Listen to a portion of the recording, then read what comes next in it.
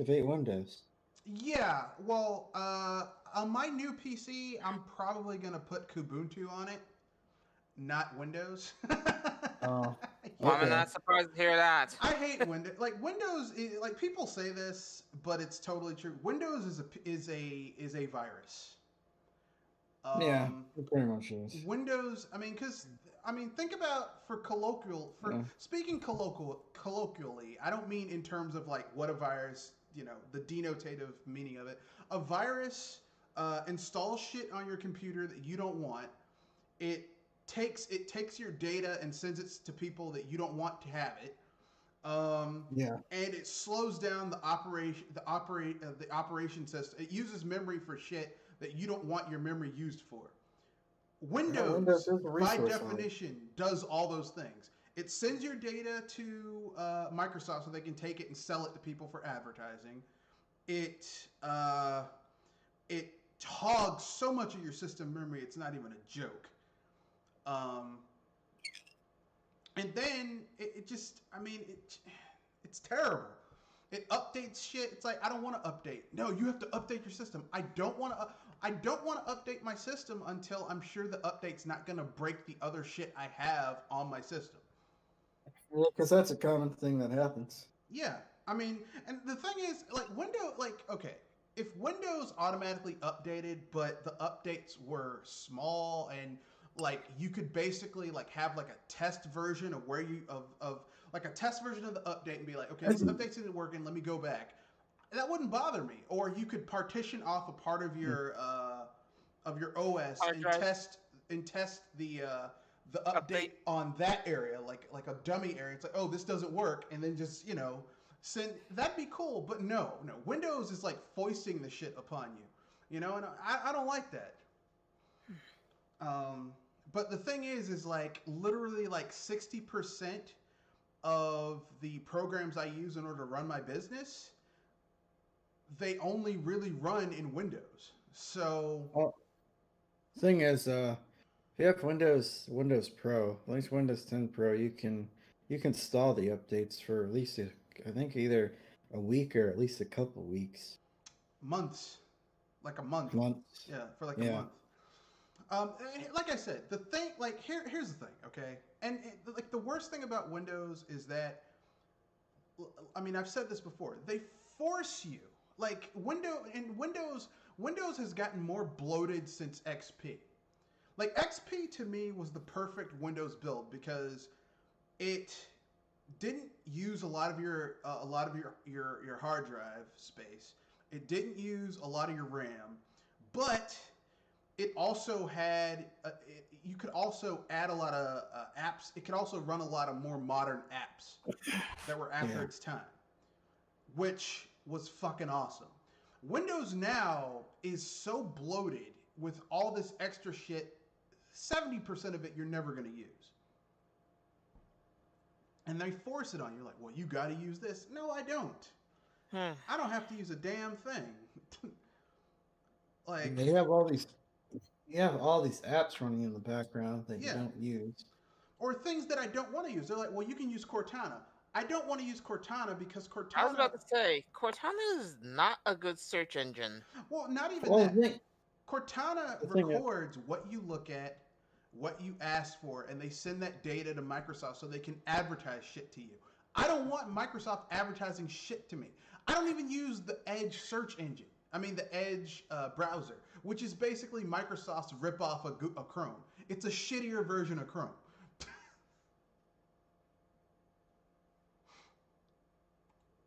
Hmm. So, you know, thing is, there is a way to uninstall a lot of those pre-installed apps. yeah, You have to go through the PowerShell and yeah. write a command, and you can But that's how many people know how to do that, And or how how many many people people would want to do know it? how to? Yeah, Yeah. yeah. How I many mean, people want to do how that? many people want to basically do some minor low tier coding in order to basically not have, like, you should have the option to install that shit when you install Windows onto your system. It's like, do you want Cortana? No. Do you want the Office suite? No, I use something else. Do you want this? Okay. And then basically, like if Windows offered like a Windows Lite OS, that would be perfect. Where it's just the Oh, OS, maybe just a browser and some drivers to run basic shit. That's all I need. Because the other stuff, I have other stuff for that, you know? yeah, it could take a lot of weight off of your hard. I mean, that's why you have a lot of these. Why we've come to the point where we have all these 8 core, you know, processors and all the other stuff is to deal with all the bloat Windows throws at your system. Well, I mean, everything else. And I know what some people are going to say. Well, Chrome does the same thing. You're right. Google does the same thing as Windows. But you want to know the difference? Chrome is very surreptitious. Okay? They're quiet. They do it quietly in the background. You're not even aware of it, right? Like Chrome keeps up with all of my random Google Chrome passwords that I can't even fucking remember they made randomly. And I don't have to fucking remember. It's like, yeah, I just click on that, it's already filled in. Okay? It's they keep up with my financial information, so I don't have to keep on pulling out my wallet and re-putting shit in all the time. It's very convenient. Microsoft, not only is Microsoft shit not convenient, but they're a hassle. You know, it's the difference between going into a store and having someone who's waiting on you hand and foot versus someone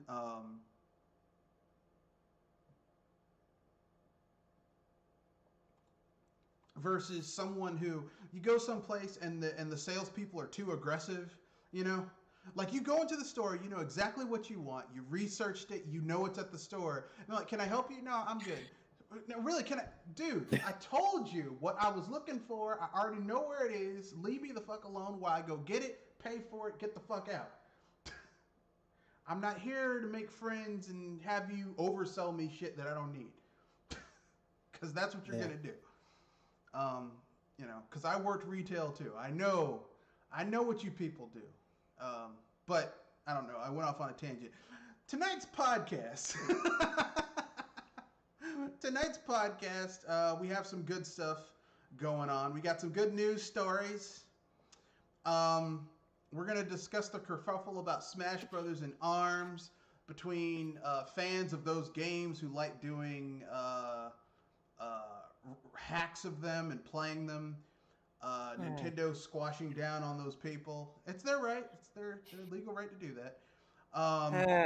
We're going to talk about franchises that you just hate. Like, these are franchises that might be popular, but you're like, man, fuck that franchise. If and when you will buy a next gen console. So we'll basically discuss that. And we'll wrap it up with our nominations of the asshole game of the year and announce our asshole of the week. So let's dive into it first.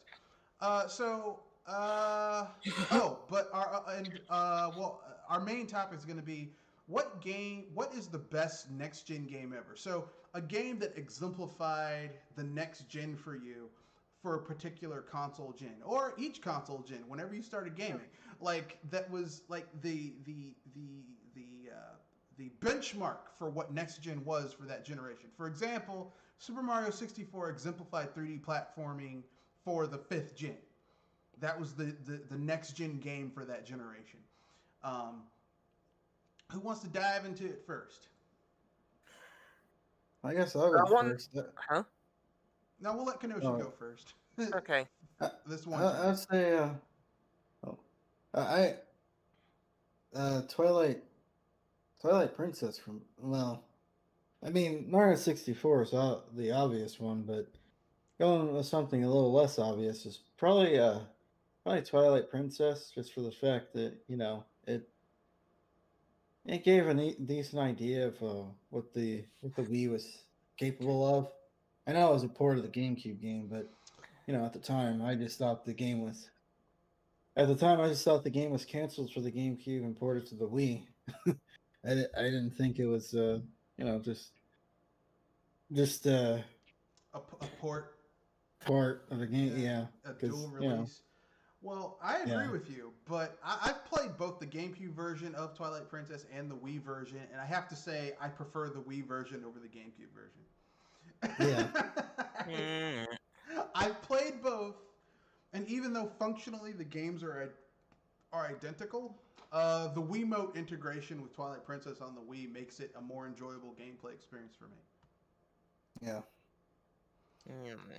Fishing is better with the Wiimote in Twilight Princess. Yeah. Aiming your bow and your slingshot is better with the Wiimote. It's more intuitive.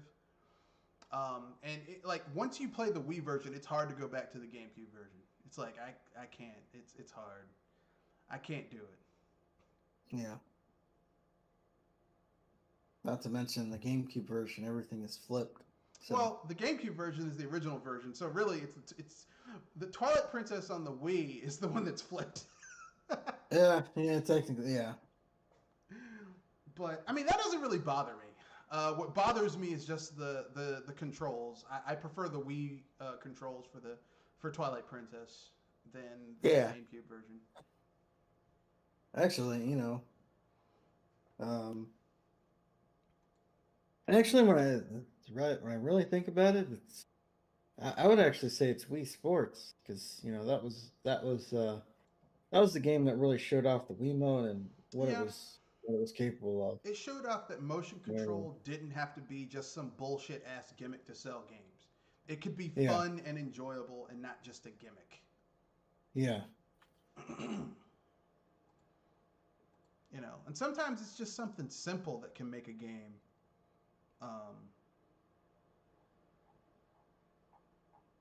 interesting. Yeah. But I mean, as far as Twilight Princess goes, I can agree that game, like to me, Twilight Princess is the quintessential classic Zelda experience. But like to me, Twilight Princess is what Ocarina of Time was trying to do, but the technology wasn't quite there.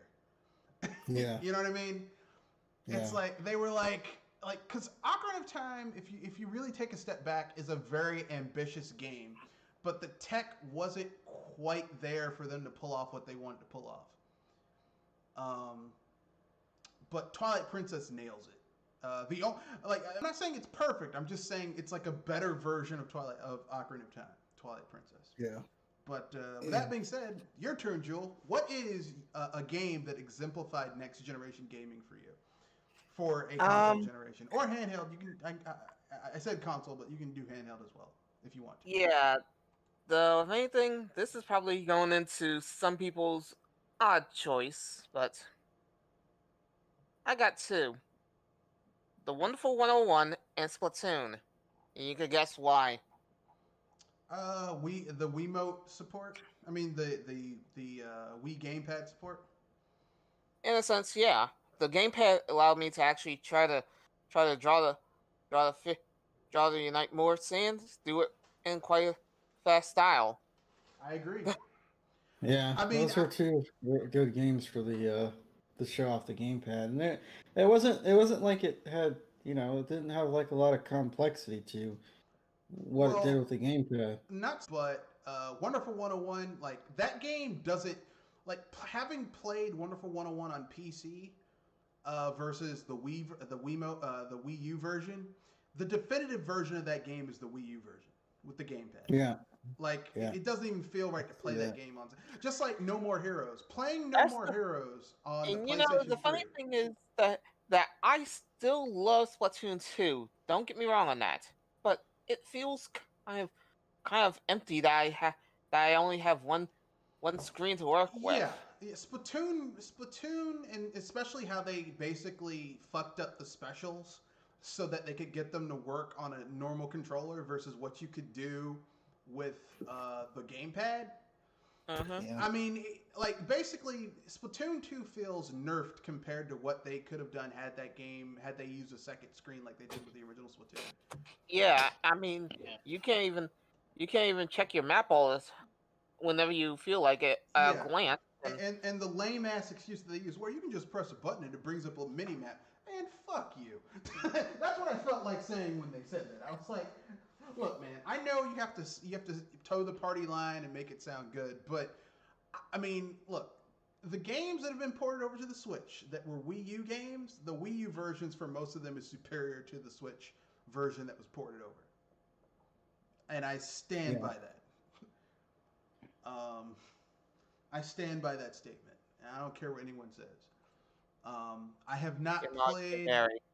I have not played a port from the Wii U where the port is better than the Wii U version yet on the Switch. Or seen, well, I mean, I haven't really played all of them, but I've seen people playing them, and I was not impressed with the Switch ports from the Wii U. Like Wonderful 101 on the Switch isn't is actually worse than the one on the Wii U. Mario Kart 8, yeah, they added the battle mode, but like that wasn't something that couldn't have been on the Wii U version. It's just content that they held back because they were like, why the fuck not? The Wii U sold 12 million. We're not putting more money into this game on this system, even though like 70% of the people who owned Wii U's had that game. Um, so you know,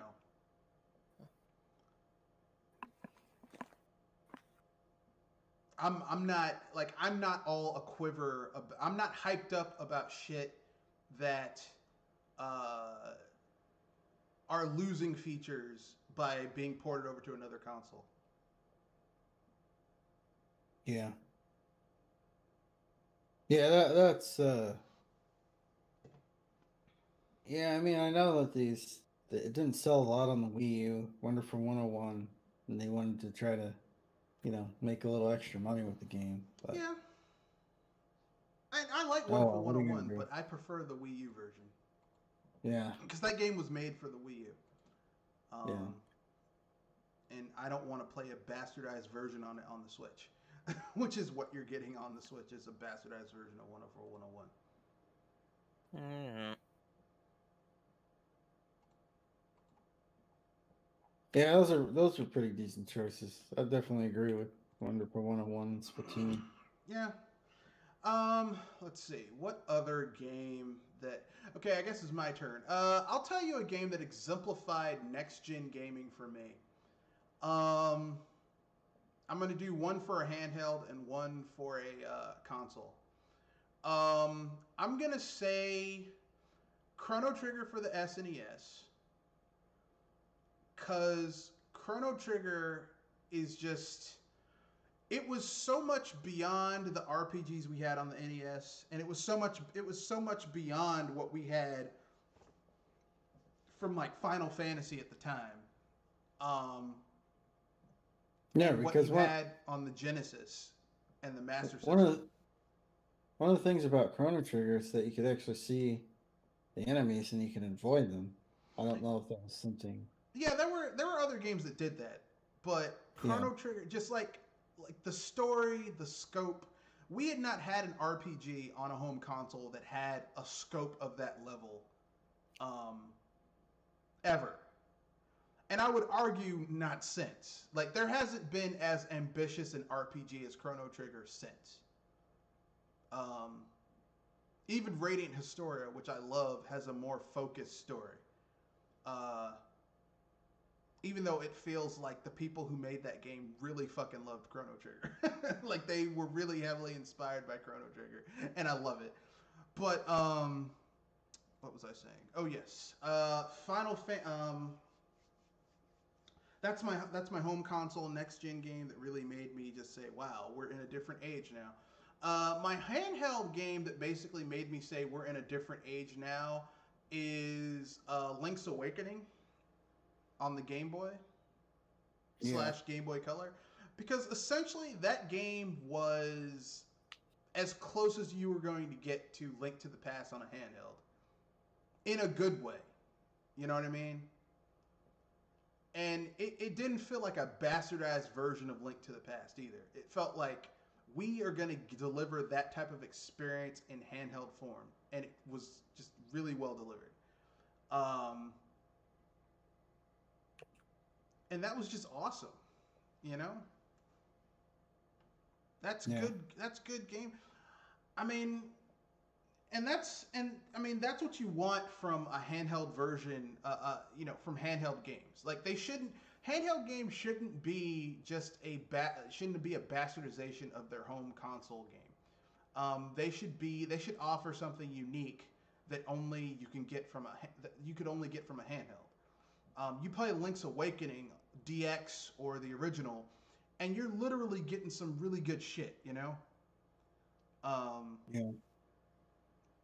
And while it's not the same, as uh, Link to the Past. It's literally about 60-70% of Link to the Past. But what you get is a really good game. And I stand by that.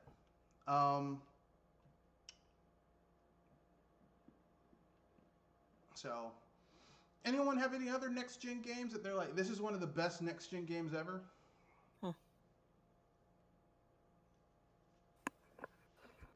I think we're covered. No love for GoldenEye? Oh no, that's already a mess. No love for Perfect Dark? Never played. No love for Banjo Kazooie? Banjo Tooie? That was too easy. No love for Final Fantasy VII? I'm looking at you on that one because you said it. Well, I mean, listen, I don't like Final Fantasy VII, but I know for a lot of people, that's the Final Fantasy that got them into Final Fantasy. So, like, Yeah, it they're brought going a to lot think of it's the people. best shit ever. Yeah, it brought a lot of people into that franchise that probably wouldn't be interested in it to begin with. So I think it's a piece of shit, but I know that there are people who love it. You know, it's kind of like this, right? It's kind of like the first pizza you ever had. The first pizza you ever had could have been a total piece of shit, but you're gonna think it's the best because it's the first one. Like a lot of people feel that way about Final Fantasy VII. They love that game, you know. I am not one of those people, obviously. yeah, Mostly because I was playing Final Fantasy before it got popular. So most of the people I talk to who say that it's like the best Final Fantasy ever, I ask them, well, have you played any of the earlier ones? And most of them say no. So, when I hear someone say that Final Fantasy VII is the best Final Fantasy ever, it's the equivalent of someone coming to me and saying Indiana Jones and the Kingdom of the Crystal Skull is the best Indiana Jones ever. Well, have you seen any of the earlier ones? No. Then your opinion means nothing to me.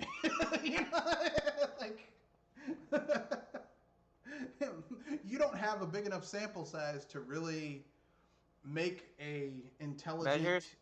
and valid opinion on the subject. You know,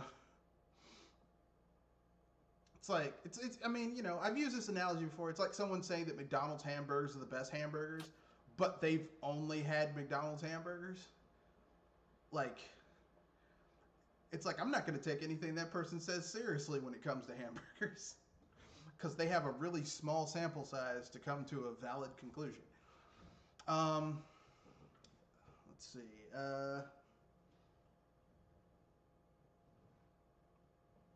I mean, Halo was a generation-defining game. yeah, It brought online multiplayer to people who normally didn't have online multiplayer. yeah, exactly. I mean, I'm not really into it. I've never been a huge fan of Halo. Well, that's not true. I like the story. Um, but I was never into like the multiplayer. Uh, my favorite online multiplayer was actually Perfect Dark. I know Why am I not surprised? some people are like, well, what about GoldenEye? GoldenEye was fun when I was a kid, but trying to go back to those 12 frames per second in a first-person shooter I can't do it. I can't go back to that shit. Perfect Yeah, Dark. hard.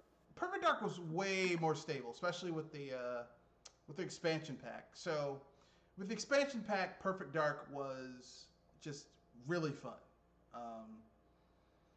And training myself in Perfect Dark with Perfect Sims and Dark Sims made me a better first-person shooter player when I played games on other systems. So, there you go. Anyone have any other games that they want to think are, like this shit is better than it has any business being?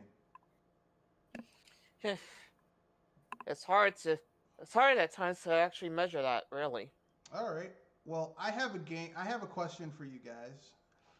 This is a panelist question. What was your first Nintendo system? What system got you into being a Nintendo fan? Nintendo Super. Entertainment System. Oh, Yeah. OG right there.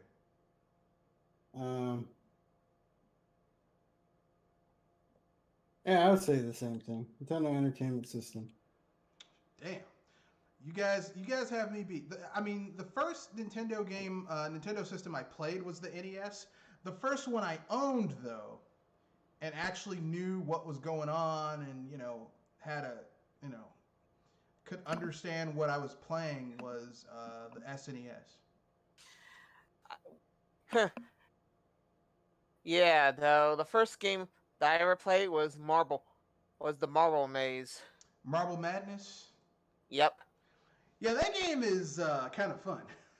It's a motherfucker, but it's I kind was of fun. about to. I used to call it golf. I used to call it golf with moving parts. I mean, it's close.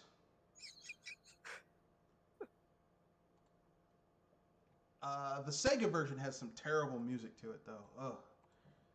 I was about to say, it depends on how they use the FX chip, and oh god, your results will vary. Well, the Sega version in America has terrible music. The Sega version in Japan, made by Tenjin, is actually really good because they use the sound chip well. But I'm just going by what was here in America, and the Sega version As I in said, your mileage may America vary. is a piece of shit.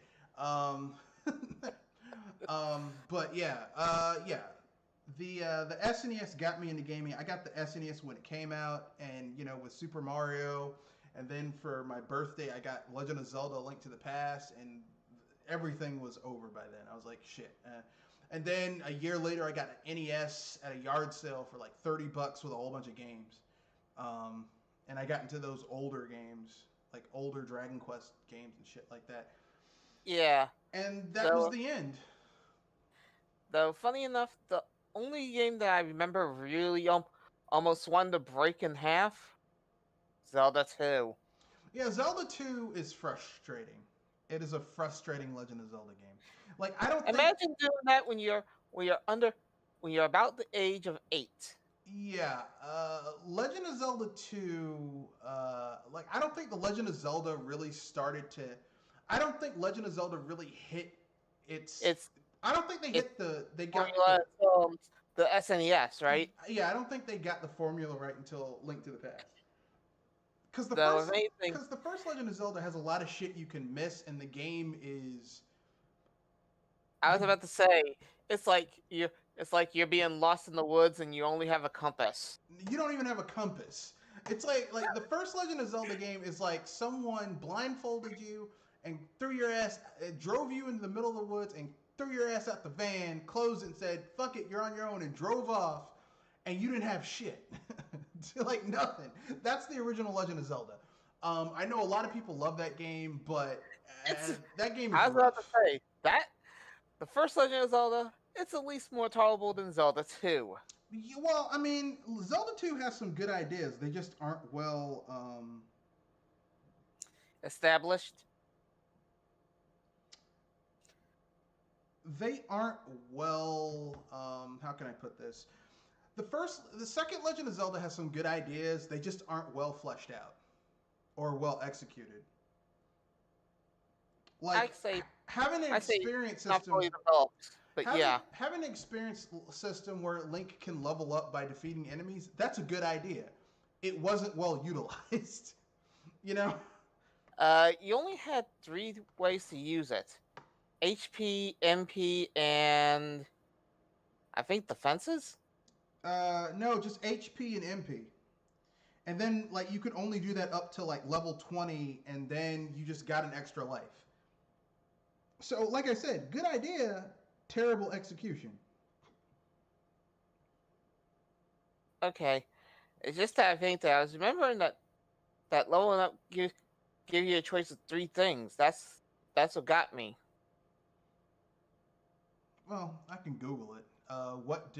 What happened at Legend Legend of Zelda 2 level up system?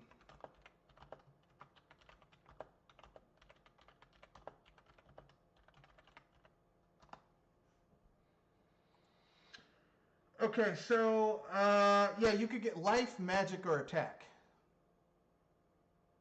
Okay, I was a little off there because I thought it was a spell, but attack was the one. Yeah, life, magic, and attack. But still, that's just kind of like I said, good idea, bad execution. I think Link to the Past established the formula that we respect for today. I think it could have been better. I think it could have been fleshed out. I think if they remade Legend of Zelda 2 nowadays with some better ideas, maybe get Way Forward to do it.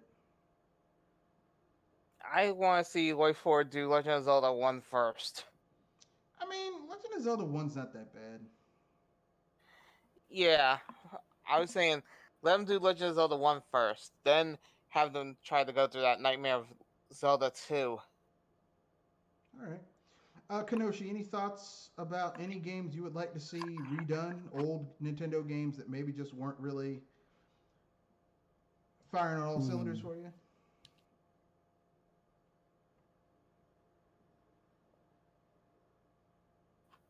Eh, Yes, no, maybe. I don't know. No, not really. Not that I can think of. Maybe a Ninja Gaiden, from like a actual like remake 2D Ninja Gaiden game. That'd be cool. Maybe get the people who did The Messenger to do it, since they Yeah. already basically know how to make a Ninja Gaiden game. Oh, while we're talking about the NES, Ice Climbers, I want to fight whoever designed the physics of the jump. The jump is terrible in that game. Like jumping from one platform to another, it's just like this weird sort of like, because I'm used to in platformers when you jump, being able to move in the air when you jump, but Ice Climbers when you jump, you You're can't really committed. move in the air. You're It's like committed. it's Like like the this is some BS. original. It's like the original jumping mechanics in Castlevania. Like once you jump, Yeah, you're committed. That's your ass. yeah, just sometimes you play old games and you realize how spoiled you are today. Well, we take things for granted that have become standardized. Yeah, yeah. Like save systems. Because people forget, like, on the NES and a lot of the games on the SNES, and these were long ass games. These were like 10, 15-hour games if you really took your time. There was no save system. You had I was about to passwords. say the password system was valuable all the way until the N64. Eh, At least as far as I could guess. I would say it was a necessity on the NES because there were a lot of games that had a password system instead of having a battery save. I would say that once the SNES came, there was no reason for there not to be more saves. It's just the developers were cheap and didn't want to buy bigger. Memory? They didn't want to buy bigger cartridges. That's what that shit was Yeah. about. They were like, "Oh no, we aren't buying bigger cartridges." It's kind of like it's kind of like the story about how Final Fight on the SNES was missing all that content, and Sega fanboys, well, it's because the SNES can't handle it. Bullshit. Okay, It was mostly coin.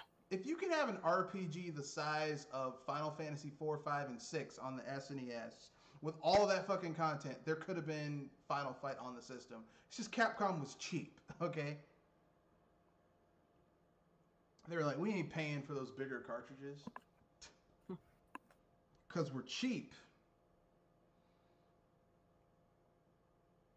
So, you know.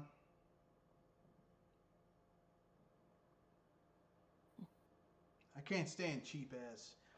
look, you got to spend money to make money, son. Yeah. Um, and we know they're full of shit because by the time you get Final Fight 2, you have 3 playable characters, and Final Fight 3 you have 6 playable, no, 4 playable characters, and you can have two at the same time on the screen beating the shit out of people, no slowdown. So it's not that it can't handle it. It's just they were being cheap.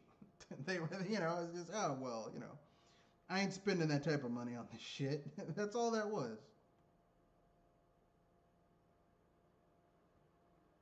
Just people being cheap. So anyway, let's keep it moving. So now we're going to discuss something. This kerfuffle about Smash players and ARMS players who were playing modded versions of these games, and Nintendo coming down on them. Does anyone care? No, and it's not a PC, guys. It's not. I had to say this time and time again, and I get roasted. I get hate for it, but I still stand by it. You modify the system or modify the game, it is still a modified game, and thus you're literally breaking the law on that point. Well, not really. Well, the thing is, if you get a console, you're pretty much at the behest of the console manufacturer and what you can and can't do. If they catch you cheating or doing anything that's that they deem unfair, not within their legal agreement that you agree to once you turn on the system and push accept, then Well, from what I understand, the issue with these people was that they were trying to make money off of the modified code, which is where they had the problem. Because technically speaking, once you here's the thing, okay? Once you buy a system, if you want to take that game and modify the shit out of the code and play it for yourself, knock yourself out. If you're trying to make money off of it, off of someone else's IP, that's when the issue comes in, and it's not a legal issue; it's a civil issue. Okay, unless you're taking that code and selling it illicitly to other people, like those people who hacked the 3DS and all that type of shit, then you're gonna have major issues. Yeah, because the base code doesn't belong to you after that. So yeah. But if you're just doing it on your own system, like people who did with the Project M, modified their Wii's to play Project M shit, that's their business.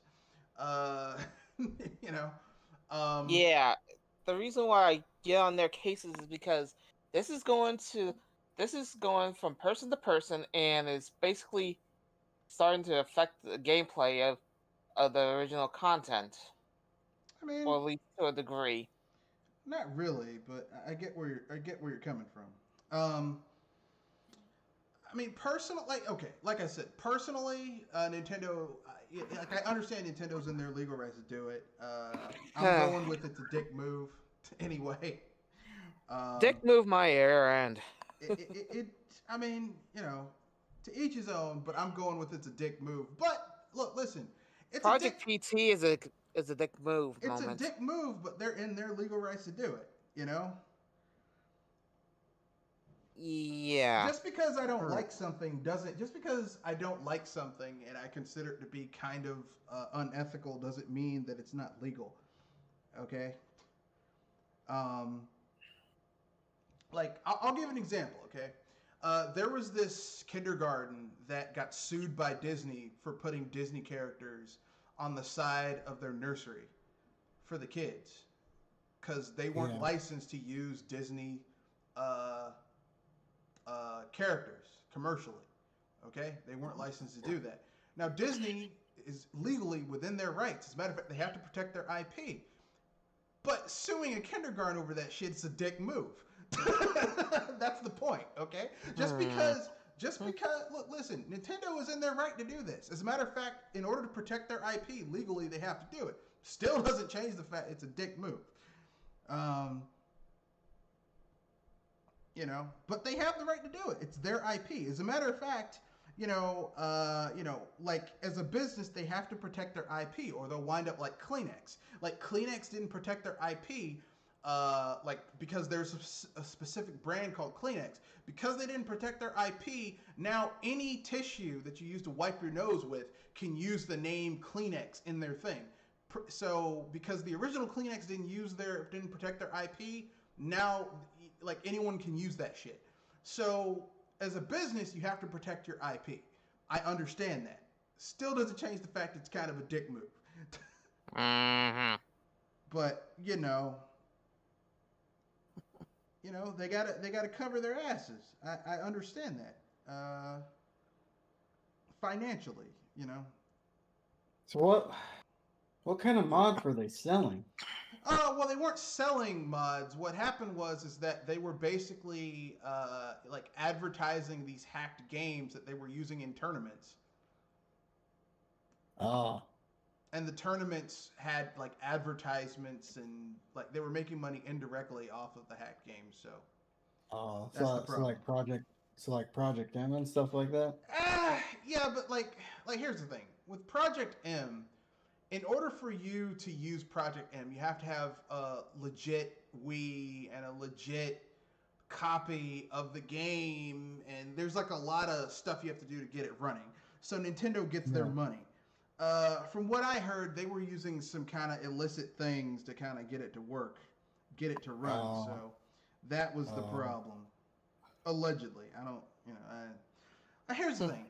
Like I said, personally, I have nothing against playing hacked games, or modded games. I really don't care, because the way I feel about it is, if you buy a console and you buy that game, technically you should be able to take that game and shove it up your ass if you want to, and the people who own that system can't say shit to you about it, because like people forget back in the day, Nintendo used to put these stickers on their systems where it's like, oh, if you mod this game, it's illegal.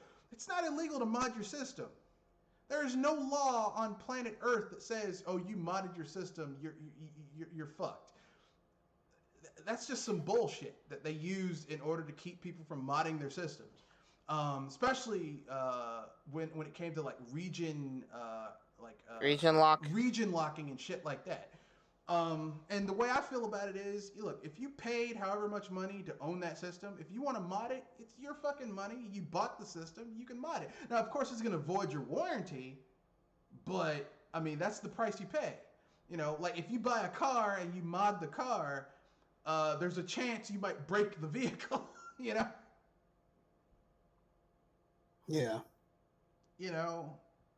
Those are the breaks, but I mean, I don't think a company shouldn't be allowed to tell you what you can and cannot do with something that you bought. Because once you buy it, it's no longer theirs, it's yours. Like once you pay your $299 for your Switch, it's your Switch. If you want to take that Switch and mod it, you can do that. Now, here's the thing. If you take that modded Switch and go online, Nintendo can brick your console if it's online. But if it's not online and you want to mod it to play...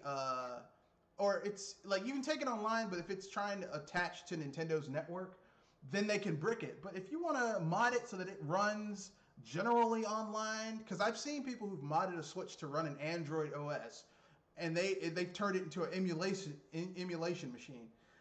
Knock yourself out. I wouldn't do it, but if that's what you want to do, I mean, who am I to tell you what you can do with your property? Just as long as it doesn't affect other people. And that's why I say if it connects to their network, to where you're like, if you're playing a modded Switch that lets you upload trainers and shit to games, and then you're basically using those trainers on online games, like using in Pokemon to give yourself an edge, 100% catch rate with normal Pokeballs. So then you go and you buy a whole bunch of Pokeballs and then catch legendaries with 100% catch rate normal Pokeballs. That's a problem. You are essentially breaking the game, and you have an unfair advantage. Of course, that's shady as fuck. And they can ban your shit. But I mean, if you want to take your Switch and mod it so that it actually has a fucking web browser and all those media players and shit on it like the Wii U did, I mean, You bought it. You do whatever the fuck you want to with it. You bought it. It's yours. Who am I to tell you what you can and cannot do with your property? Just as long as you keep it to yourself. No, I mean, if you're not doing shady shit with it, like, using it competitively, then it doesn't matter. You can tell other people that I don't give a shit. In short, you agreed with me. You're saying keep it to yourself. No, I'm not.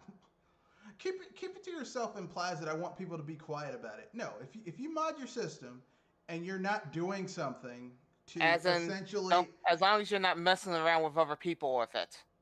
yeah, if you're not doing things to get a competitive edge in competitive games or doing things that are otherwise kind of not in fair play of the system or the game, then I don't care what you do. Like I legitimately do not like people who are like all like up in arms about the shit. It's like I don't care what people do with their system because it's their system. Like you bought it, it's yours. Um, you know, that's where people get weird. They're like, well, Nintendo has the right. Look, Nintendo is a multi-billion-dollar company. Okay, they can, they can do whatever. With the hottest system over the last 2.5 years has been the Switch. It's been consistently selling gangbusters. Okay, they don't need. They have armies of lawyers that they pay a retention fee to sick on people who might be doing some shit that they aren't happy about. So, it's not my job to defend them. All right? Especially not a multi-billion-dollar company. But anyway, that being said, let's keep it moving. What are franchises that you just hate? Like, literally, people heap universal praise on these franchises, and you're like, I don't get the point. I don't get it. Oh boy, I could unload hard on this one myself. Go ahead. You people keep on saying that that that the Dynasty Warrior games are epic tales of grandeur and power, allowing you to show dominance over the forces of evil. In reality, you just pressing one button, one button, one button, one button, one button, one button, one button, one button, and you think that is so involving. I got 2 digits for you, and they're both middles. Yeah, I mean, here's what I'll say. Dynasty Warriors games, the And this base goes to games. Hyrule Warriors 2 and Age of Calamity, despite how popular they are. I'm gonna get hate for it, but so beep it. Yeah, the base games to me are boring. The Dynasty Warriors, where they're basically like something else, can kind of be interesting. Like the Dynasty Warriors that was Fist of the North Star or Berserk, those were interesting because if you've ever read the manga or watched the anime, Berserk is kind of like that, or Fist of the North Star is kind of like that, so it makes sense. And I But feel sorry for each of those minions that have to try to stop the hero. yeah, like Fist of the North Star makes like if you took like taking Fist of the North Star and putting it in a Muso game makes perfect sense because that's what Kenshiro does in the manga and the anime. He just like if you're a scrub, if you're just some normal dude, he's going to make your head explode and it's not going to be fun. He's gonna turn you into pudding. He's gonna punch you like a cajillion times and then walk away, and that poor bastard's gonna be like, "Come back here, you bastard! I'm not finished with you." Like, man, why are you talking shit, man? And he's gonna be like, "You're already dead," and then your fucking head's gonna explode.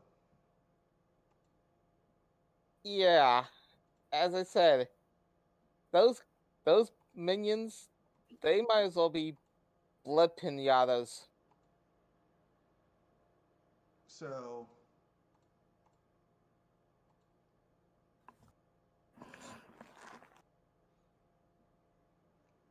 yeah, I am not um enthralled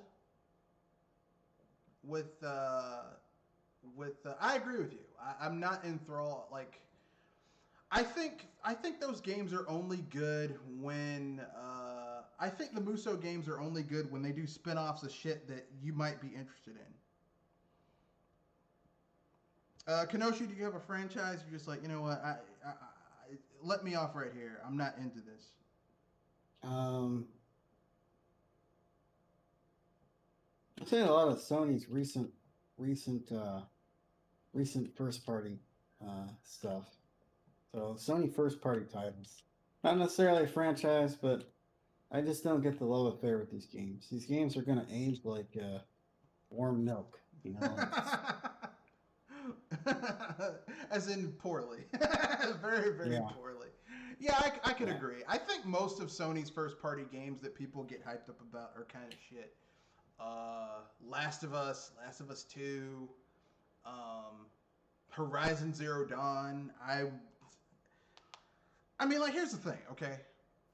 I've talked about my complaints with Breath of the Wild, but Breath of the Wild shits on Horizon Zero Dawn. Shits on it. Oh. Yeah. Yeah. It is literally not as good of a game. Okay? Like, Horizon Zero Dawn has some good ideas, but what it tries to do, Breath of the Wild does better. But there's some things that Horizon Zero Dawn does better than Breath of the Wild. Like, Horizon Zero Dawn has a more coherent story than Breath of the Wild. Yeah. I will give it that. The escalation, how enemies get smarter and learn is done better in Horizon Zero Dawn than in Breath of the Wild. Yeah. Like, there's certain things that Horizon Zero Dawn does better than Breath of the Wild, but the overall theme of what Horizon Zero Dawn, where it's like, it's this open world and you can go anywhere, Breath of the Wild does that better. Yeah. So there, I said it. Let's keep it moving. Next news story. Oh no, I think it's my turn. A franchise that I just hate, and I know people are going to get mad at me now, but I don't like the modern Star Fox games. I just give you, if anything, I could half agree with you on that. And it started with 64. That I don't. Well, to me, I know for a lot of people, that was the first Star Fox game they played because they didn't play it on the Super Nintendo. I have, and it wasn't as impressive to me. I understand that for a lot of people. For me, I like Star Fox 64 because Star Fox 64 only was juggling one gimmick, and that was the 3D graphics with the FX chip. That was it. Star Fox 64 is like, well, we have 3D graphics and Rumble, which served no purpose. Okay. It was flavor text. And then over time, they just kept on adding stupid ass gimmicks to Star Fox, making it less and less interesting to me. Like, Star Fox can only juggle one gimmick at a time, and if you add too many gimmicks, it falls apart. And it started with the N64, and it just kept on going further and further down the rabbit hole of let's add more I'm sorry, gimmicks. but you are entirely wrong. That would be Star Fox Adventures. The GameCube that started the mess. I disagree. Because, I mean, functionally, Star Fox 64 is just a retelling of the original Star Fox with better graphics. That's it. And in my opinion, worse music. That's it. That's what it is. Yeah. The big gimmick for Star Fox 64 is all range mode, which, except for the final battle against Andross, is boring as fuck. So it adds absolutely nothing new. You've got. I was about to say that all range mode would depend on the characters that you're fighting against. If it's against something stationary, okay, fine then. All range mode when you have to shoot a certain amount of fighters, boring as fuck. All range mode against Wolf and his team, tedious. Not boring, but fucking tedious. The only time all range mode is used well in Star Fox 64, in my opinion, is against the final battle against Andross the hard way. That's it. And the only reason it's interesting is because Andross fucking teleports around. That's it. That's the only interesting all range mode battle in that game. Every other mode is just this is fucking boring. Star Wolf was a, was a annoyance but fun. It was But tedious. But Andros is just plain annoying. It was tedious and annoying.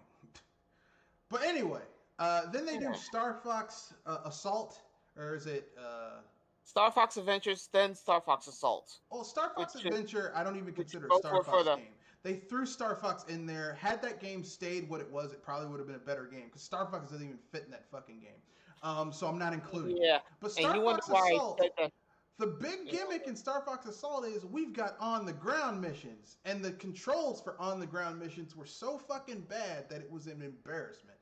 Then they did Star Fox Command, which was a Star Fox game on the DS with, get this, stylus controls. Oh god! You wonder why I said that was a mess after Star Fox Adventures. Star Fox Adventure isn't a Star Fox game. It's a Legend of Zelda clone with Star Fox thrown into it. Okay, it's not a Star Fox game. I know, but still, I'm not including it. Since people call it a Star Fox game, I would give it that. I mean, it's like calling Kirby that Kirby golf game a Kirby game. It's not a Kirby game. It has Kirby in it, but it's not a Kirby game. But anyway, So yeah, it's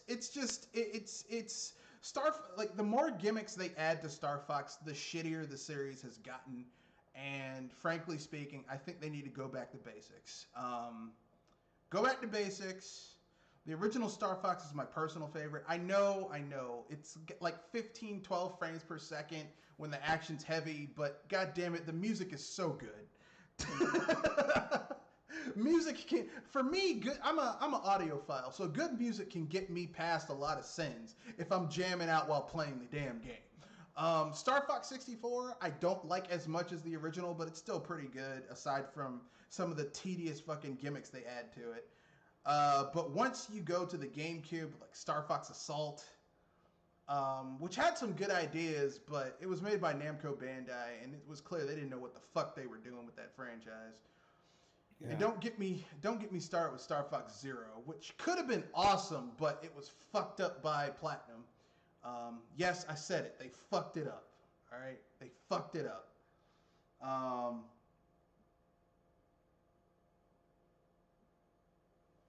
But that's my own personal opinion. So yeah, Star Fox is a franchise that I've come to hate now because, I mean, really, there's only like one game in the franchise that I really enjoy, and it's the first one. The rest of them, I can take them or leave them. So with that being said, the next segment is, if and when will you buy a next-gen console? Who wants to go first? What was the question? If and when will you buy a next-gen console? I already got a Switch, so I'm kind of in the mess already. All right. But look at the other two. I say for some people, wait. Fair enough. Kadoshi? Yeah, I already own a Switch. We know a lot of people out there don't consider it ninth gen because for some reason there's this weird definition of generations in the gamosphere. Yeah. Which I don't understand. It's like all a generation is just the iteration of the company's next platform. It's like that is true. It. But I mean, as it pertains to the other two systems, there's nothing to play on those other two systems. Yeah, like the big game on the PlayStation is a remake of some shit that came out years ago, Dark Souls. Yeah. And people are like, man, this shit's great. Some shit you already played. I mean, I know it's got better graphics, but still, it's Demon's Souls, and that game came out with little to no fanfare. Like they just kind of shit it out. Yeah, it was 2000. Yeah, it came out 2009. I think it came out sometime near the end of the year, and I think GameSpot gave it Game of the Year that year, and other than that, no one talked about it. I mean, what saved the Souls franchise was the Xbox 360, in a way, because it when when Dark Souls came out, Yeah. it was a multi-plat game. So, I mean, that actually what saved that game is it being a multi-plat rather than being exclusive to Sony. But like so many other games, multi-plat saved them. Yeah. Except for Final Fantasy. For some reason, Square Enix just keeps on putting Final Fantasy and Kingdom Hearts on Xbox systems, and then act surprised when the shit doesn't sell. They're like, I don't know, man. It's because of Microsoft's sweetheart deals. I don't even know if Microsoft's giving out sweetheart deals as much as they used to anymore. Personally, I think what's going on is that they just keep on, like, Square Enix just really wants to take that game and put it into a they really want to open that game up to they really want to open that franchise up to the Western audience. And what they don't realize is that the audience that's on the Xbox don't want to play no fucking Final Fantasy or Kingdom Hearts. Yeah. They don't want to run around with a kid carrying a key club, wearing giant shoes, and a lot of zippers on his pants. They don't want to play that stuff. They want to play Halo and Call of Duty and Gears of War and Forza. Like, that's the shit they want to play. And like basically at this point, Square Enix is like a dude hitting on a chick who's told him, like, I'm never gonna fuck you. It's not gonna happen. Never ever. If you were the only man on Earth, I still wouldn't fuck you. And Square Enix is still like going to this dude saying, to this chick saying, I mean, come on, what is it gonna take? It's not gonna happen. Let it go. Go find another outlet. And then you got these poor Switch owners. You can put it on the Switch. You can put it on the Switch. They ain't doing it. They ain't doing it. If anything, I already accepted the idea that these people are gonna be giving the middle finger every time they try to offer up a Switch idea. They're giving Nintendo gamers sloppy seconds. Okay, they already came out with their lame excuse about why they're not putting Kingdom Hearts on the Switch.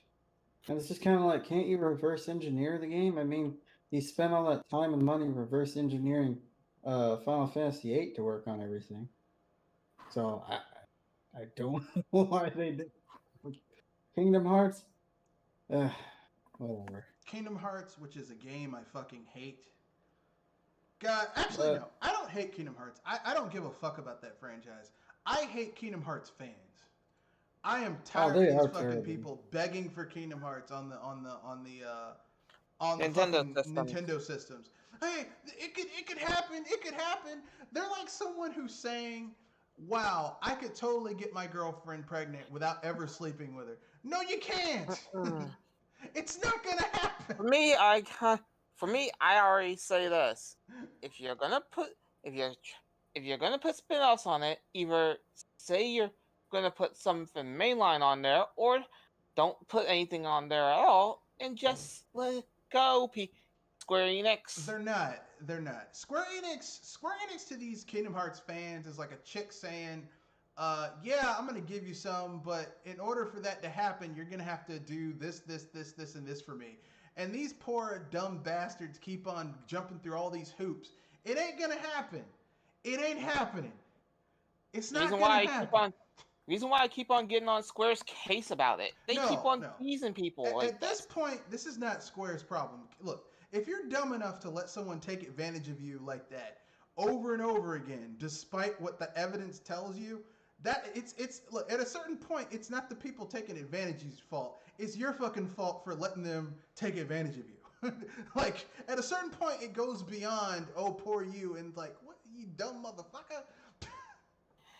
I mean, I'm still blaming Square Enix because they keep on teasing these guys. No, I start to feel sorry for them that they are being Square Enix is a business. If they can put out some sloppy second bullshit and these dumbasses will buy it, you know what? That's them making their money. That's their job, okay? But if you're dumb enough to take this bullshit and then act surprised when you keep on falling for the same trick over and over again, well, I just keep on stepping on this rake and smashing myself in the face. At a certain point, I'm gonna stop blaming the rake and blaming you for stepping on this shit. And so at this point, I'm like, the Kingdom Hearts fans are getting on my nerves. Like the constant begging. Well, you could put it on the. You could put this shit on the Switch. Yeah, they could. They ain't gonna do it though. Stop begging. It's embarrassing. Yeah. I mean, it's really embarrassing. Like legitimately, I am. Whenever I go on Nintendo sites and someone's like, "Yeah, you could put the Switch, you could put this game on the Switch," they don't want to do it. Stop begging. It's embarrassing. Because you're making everyone who owns a Switch look bad when you do some embarrassing shit like this. Because they're going to think we're all gullible sons of bitches like you. And I don't like being lumped with dumb motherfuckers. Because if people think someone who isn't a dumb motherfucker is a dumb motherfucker, people are going to insult me with those people. And I don't want to be with those people. I don't want someone making me, trying to do some dumb shit to me so that they can steal my money for some bullshit. I'm not playing those games. But that's just me. Kingdom Hearts fans, kill yourself. Not literally, but stop being so pathetic. Well, stop being so pathetic, because that's what you're doing. You're being pathetic.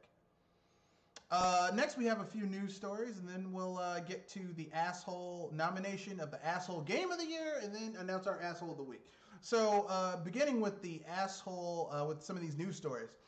Apparently, there's a documentary coming out talking about Midway, one of the best third-party developers of all time. I mean, publishers of all time. You know, the people behind Mortal Kombat, NBA Jam. Mm-hmm. that arcadey wrestling game.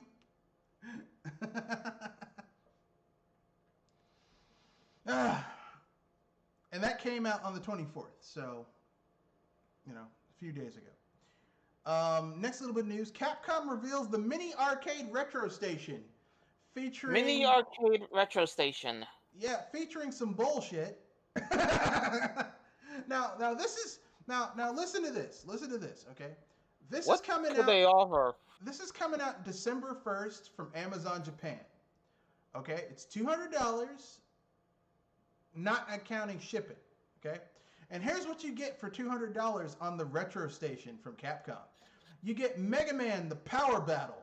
You get Mega Man 2: The Power Fighters. You get Mega Man X, Mega Man Soccer, Mega Man and Bass, the Japanese console version.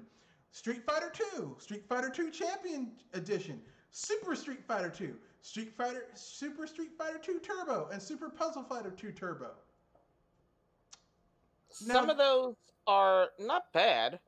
Now, keep in mind that 1, 2, 3, 4, 5, 6, 7 of the 10 games on here are two-player games. And there is no two-player slot to play this game on. So you're going to be playing a whole bunch of two-player games with one player. And this mix of games is just some bullshit. Arse. Well, bullshit. Like, the Mega Man and Bass, shouldn't that game be with the Mega Man collection? I have to wonder how that missed the collection. Look, I'm surprised too. And as you said, how many of those are multiplayer games as in two players? And Mega Man Soccer, which is a steaming pile of shit. I was about to say that. You know, that game is fundamentally broken, right? I was about to say that Mega Man. That is a sight to behold. I was about to say it's a sight to behold at how much it is an interesting case of work in progress. Like, I bet you guys didn't know this. Mega Man Soccer is fundamentally broken because you can't beat the game.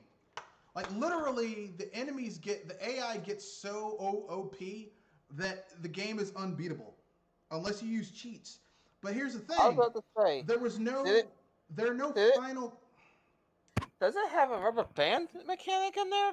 No, I basically wouldn't, the I wouldn't be AI surprised that there's no Wily battle in there too. with well, that's the thing. There's no final boss because basically the game is just some shit that was thrown together. It was badly programmed. So there's no end game. There's no end credits.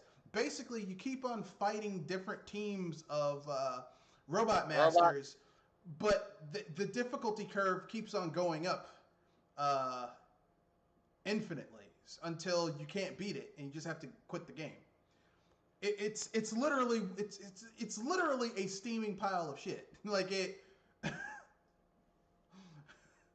I thought, I thought at least there was a ending in there somewhere. No, there's no way to beat the game.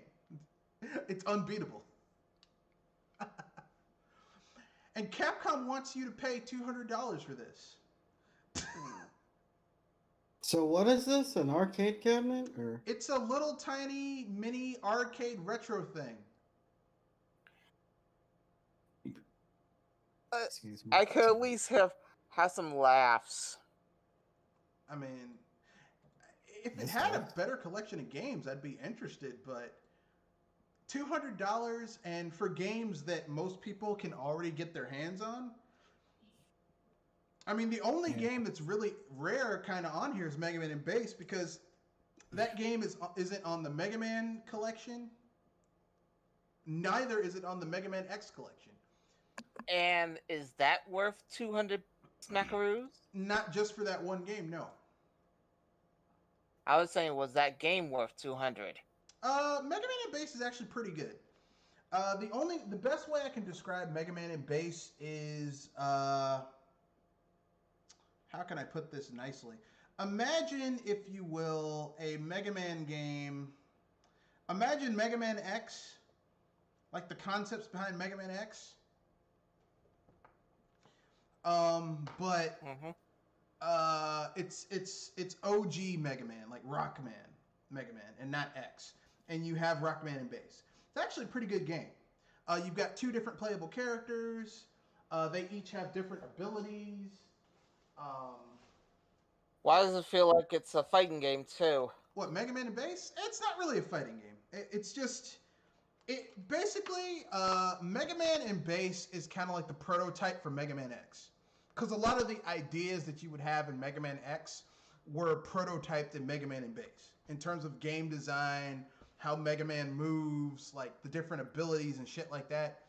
They were prototyped in that game. It's an astonishingly good game. I will give it credit for that. It is a very good game. But it's amazing that it was held back from reaching a Western audience so that they could charge people $200 for this subpar piece of shit. But, you know, what do I know? Next little bit of news. Some fans have remade two of the worst games ever made. Legend of Zelda, The Faces of Evil, and Wand of Gamelon. Wait, what? A fan of Legend of Zelda has remade two of the worst Legend of Zelda games ever made. The Faces of Evil and the Wand of Gamelon. Wow. You know, those Philips CDI games that were steaming piles of shite. I'm sorry, but my mind just had to blue screen for a moment. Yeah, it was a brain fart. It's like someone actually, like, I've heard of people remaking games that people wanted, like remaking Dragon Quest and Unity, and then, you know, Square Enix putting a C and D order on that shit. But remaking games that even Nintendo likes to pretend don't exist. That's funny. Next we have some news. The classic JRPG game Saga Frontier is getting remastered in 2021. For those of you who don't know, Saga Frontier is well, it's essentially I mean, it's basically the Final Fantasy saga for the PS1 era. I personally never thought it was that good, but some people might care about it, I guess. I'm still recovering from that blue screen for a moment. Sorry, it doesn't Alright. ring a real bell to me.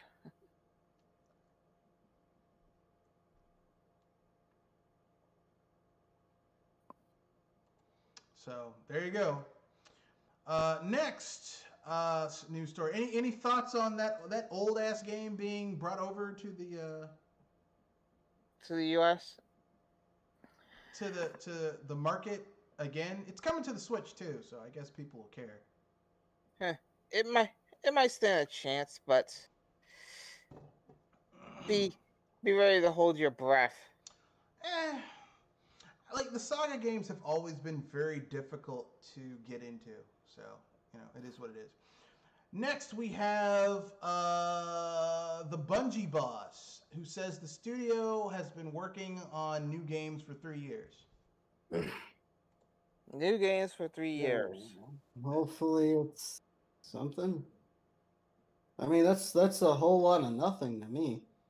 Whole lot of nothing. Well, I've been working on stuff for 3 years. All right. See what's going on. Bungie does have a good pedigree, and they haven't hit the 3-strike rule yet. Yeah. I mean, listen, okay, Marathon, Remnant, then the Halo trilogy. Those are like 5 really good games, and then Destiny, which started out like a turd, and then they turned it around. So I'll give them credit for that. And then Destiny 2, which is better than the first Destiny. Still not great, but better than the first Destiny. Yeah, I will give companies credit when they still support their games, even if they get lambasted. And let's keep it real, okay? 343 Studios, the people who were made up of like a third half of Bungie, they still haven't made a Halo that's surpassed Bungie's Halo games. So, they do have, Bungie does have some type of pedigree, okay? And I want them to make something good. I'm not going to say I don't want them to make something good. Here's hoping, knock on wood, they can pull something off.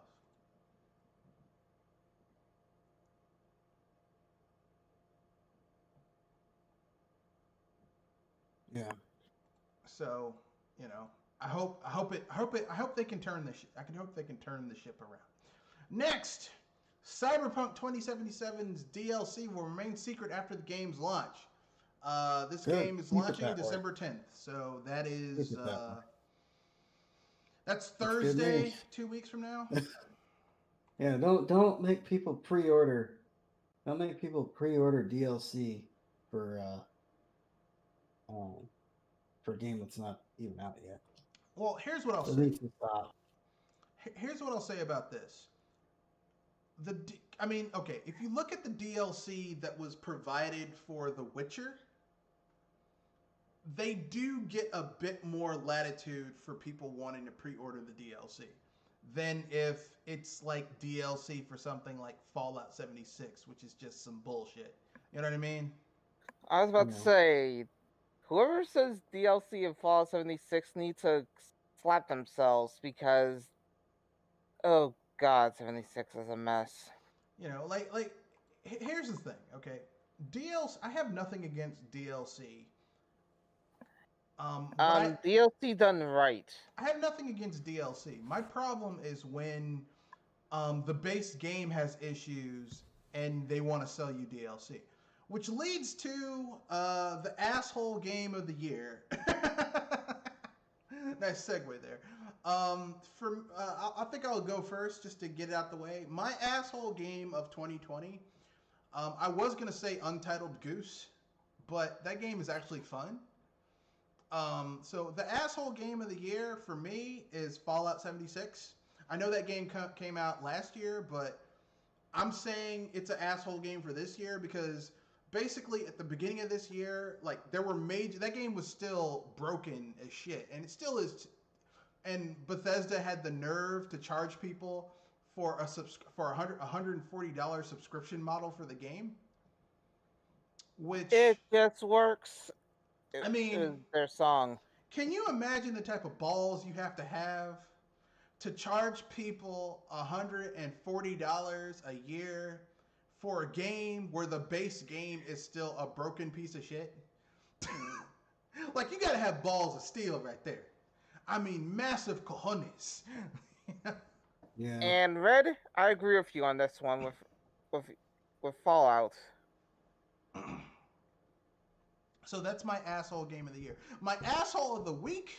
That's my asshole nomination for the year, game of the year. My asshole nomination of the week is Capcom for charging people $200 for like 4 Street Fighter 2 games, and like 5 Mega Man games, one of which is totally fucking broken, and the other 4 should have been in other better collections.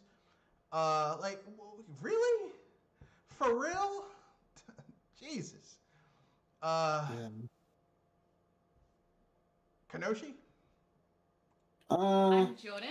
I work as A-hole this week, or A-hole game of the year, goes to Last of Us 2, the complete bastardization of characters, the complete the complete character assassinations that they did with the original characters and the original cast, and then they had the gall to give it Game of the Year at the Joystick Awards, and it will win Game of the Year at the Game Awards, more than likely. So yeah, I'm not into The Last of Us, but looking at what people who are big fans of the original Last of Us, say about that game, and how it was just a complete and utter mess of a game. It's pretty sad. That I could fully agree on. Though, Alright. thank you too for actually taking the ones that were easy shots for me. I mean, Fallout 76 isn't really an easy shot because a lot of people have forgotten that game exists. I could have done Marvel Avengers. For Believe it or having not, the nerve for a game to not be selling that well and for you to lock specific content behind certain consoles, that was a real. I mean, I could have gone with that one, but I was like, no, I'm going with believe it or not, Fallout. I could go two in a sense. Thank you for reminding me of it, because I'd give it to not only that game, which would be the Marvel game, but out of my own hatred of sorts, Final Fantasy VII FUR. Fair enough. I mean, if anything, try bastardization of the original content and trying to milk the people that love the Final Fantasy VII's game for all their worth. That's a-hole material right there. All right. Fair enough. So those are our a-hole games of the year. I'm gonna record it so that we can put it. Our last category that we have to cover for our a-hole of the year awards before we have to bring everything together is conglomerate. So this is a media collective, kind of like Sony or EA, Activision. They have their hands in many stews. Ubisoft. And then, so that'll be Wednesday, and then we'll have them face off together next Saturday in a massive cavalcade of BS and wrap things up. So, anything you guys want to pimp up before we wrap things up?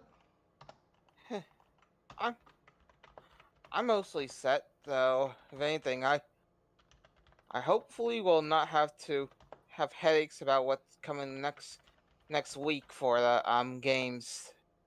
You mean For the the Game game Awards? choices. Yeah. Yeah, I'm not watching it. So I'm saving myself. I'm like, I'm not watching that shit.